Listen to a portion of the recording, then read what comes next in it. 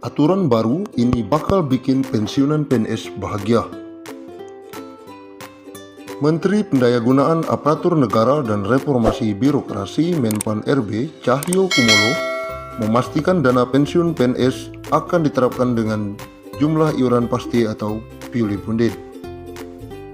Terkait pemberian jaminan pensiun, pemerintah akan melakukan reformasi sistem pensiun berdasarkan iuran pasti, kata Cahyo beberapa waktu lalu. Sayangnya, skema ini belum bisa terrealisasi karena pandemi COVID-19 yang melanda sejak tahun lalu. Pemerintah fokus melakukan refocusing anggaran untuk kesehatan dan bantuan sosial atau bansos.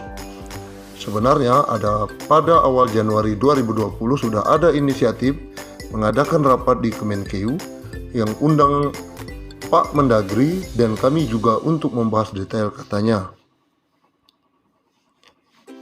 Ini tapi karena ada pandemi COVID-19 sehingga konsentrasi anggaran untuk infrastruktur kesehatan dan bansos, sehingga ini belum sempat dibahas tuntas. Perubahan skema pensiun ini dilakukan sebagai salah satu langkah untuk memberikan uang pensiunan yang lebih besar kepada PNS saat habis masa kerjanya. Selain itu, skema terbaru ini juga akan mengurangi beban APBN. Saat ini APBN harus mengeluarkan anggaran sekitar 120 triliun setiap tahunnya untuk pembayaran pensiunan. Pembayaran pensiunan setidaknya diberikan kepada pensiunan PNS, TNI, Polri yang jumlahnya sekitar 3,1 juta orang. Kepala Badan Kepegawaian Negara Bima Arya menyebutkan pembahasan skema pensiun fully funded masih bergulir pembahasannya di Kementerian Keuangan, namun akan segera selesai agar bisa diterapkan dalam waktu dekat.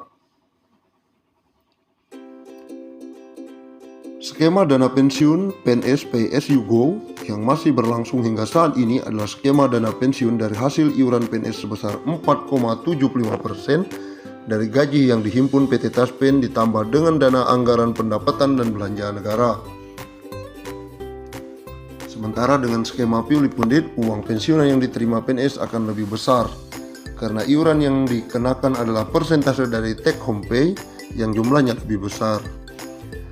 Sehingga yang pensiunan yang diterima jumlahnya akan lebih besar dari skema saat ini.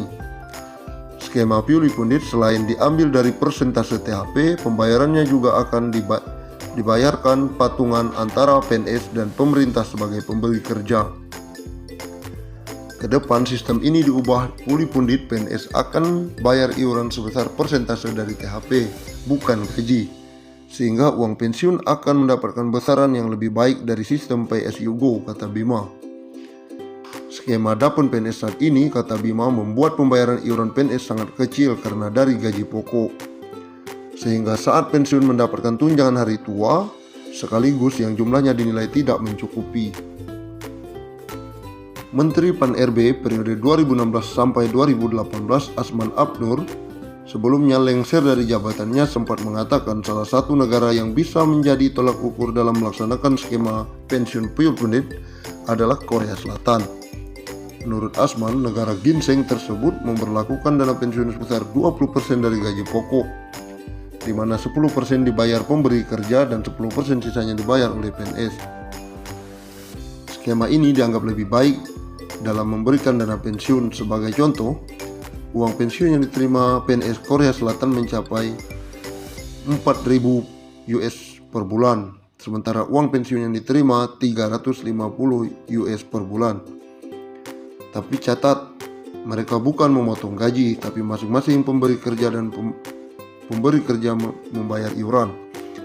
Akumulasi semua total yang dicadangkan akan dikembalikan saat pensiun, ujarnya mengutip dari CNBC Indonesia.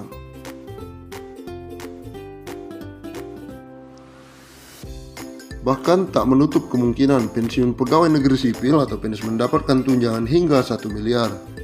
Berbicara saat penandatanganan komitmen pembangunan mal pelayanan publik, Cahyo mengaku berbicara dengan PT Taspen apakah mungkin pensiunan PNS mendapatkan tunjangan hingga 1 miliar. Kami dengan PT Taspen juga sudah berdiskusi bagaimana pensiunan ASN itu nantinya dapat tunjangan Taspennya bisa nggak mencapai 1 miliar, kata Cahyo. Berdasarkan perbincangan tersebut, Cahyo mengatakan kemungkinan bagi pensiunan PNS mendapatkan tunjangan pensiun hingga 1 miliar terbuka cukup lebar. PT Taspen Persero sendiri telah menyediakan smart card untuk pensiunan pegawai negeri sipil agar kedepannya tidak perlu antri lagi ketika melakukan pengambilan uang tunai. Ini sangat bermanfaat, apalagi ketika menghadapi situasi pandemi COVID-19.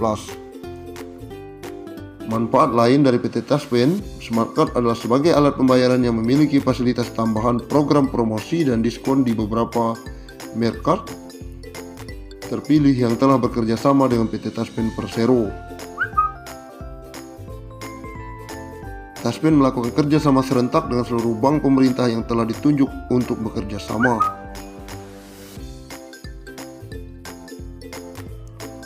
Seluruh insan aparatur sipil negara atau ASN, TNI maupun Polri dan pensiunan mendapatkan kabar bahagia. Pemerintah memastikan akan memberikan insentif tambahan.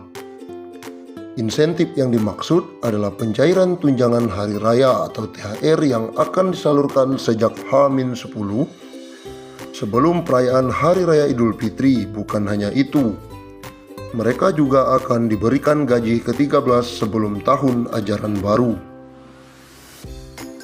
Menteri Keuangan Sri Mulyani Indrawati dalam konferensi pers secara virtual memastikan pemerintah telah menyiapkan alokasi anggaran. Besarannya bahkan mencapai 30,8 triliun. Untuk ASN, TNI, Polri, DIPA-nya 7 triliun. Untuk ASN daerah dan P3K dialokasikan sebesar 14,8 triliun. Dan untuk para pensiunan dialokasikan anggaran THR sebesar 9 triliun, kata Sri Mulyani akhir pekan lalu. Adapun THR yang diberikan pada tahun ini mencakup komponen gaji pokok dan tunjangan melekat. Tunjangan yang dimaksud antara lain tunjangan keluarga, tunjangan pangan, dan tunjangan jabatan atau tunjangan umum. Sementara itu, Bendahara Negara juga memastikan pemerintah akan menyalurkan gaji ke-13 bagi para abdi negara. Insentif yang kerap diberikan setiap tahun ini akan dikucurkan pada Juni 2021 mendatang. Pemerintah akan memberikan gaji ke-13 yang pelaksanaannya akan dilaksanakan pada Juni 2021. Ex-Direktur